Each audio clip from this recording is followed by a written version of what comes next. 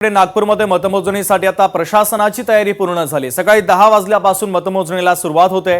नागपूरमध्ये 12 नगरपंचायत आणि 15 नगरपरिषदेचे निकाल आहे। नगराध्यक्ष कोण होणार याकडे आता सर्वांचं लक्ष लागलेलं आहे।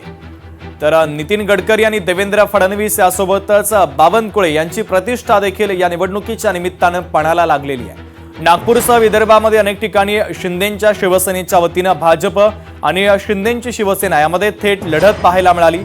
त्यामुळे या सगळ्या निवडणुकीचे परिणाम आगामी होणाऱ्या महानगरपालिका आणि जिल्हा परिषदेच्या निवडणुकांवर देखील पाहायला मिळणार आहे आणि याचा आढावा घेतलाय आमचे प्रतिनिधी ज्ञानेश्वर पवार यांनी। पाहूया।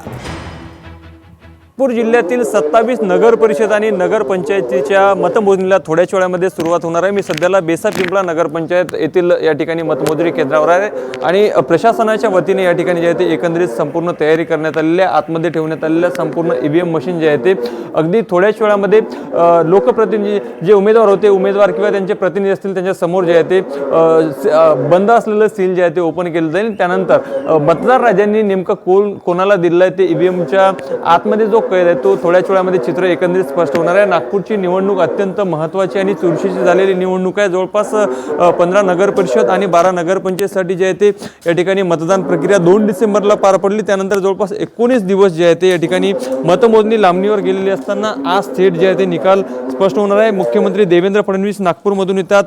चंद्रशेखर बावनकुळे असतील, केंद्रीय मंत्री नितीन गडकरी, सोबतच काँग्रेसचे नेते सुनील केदार, श्यामकुमार बर्वे असतील, विजय वडेट्टीवार असतील, अशा अनेक दिग्गजांची प्रतिष्ठा जी आहे ते या निवडणुकीमध्ये आहे ते पणाला लागलेली आहे। त्यामुळे एकंदरीत हे संपूर्ण कौल जे आहे ते मतदार राजांनी जे ईव्हीएम मध्ये कैद केलेलं होतं ते आज एकंदरीत चित्र काही क्षणात आता स्पष्ट होणार। लोकशाही मराठी करता ज्ञानेश्वर पवार, नागपूर। लोकशाही मराठी ऐका, पहा, जागरूक रहा।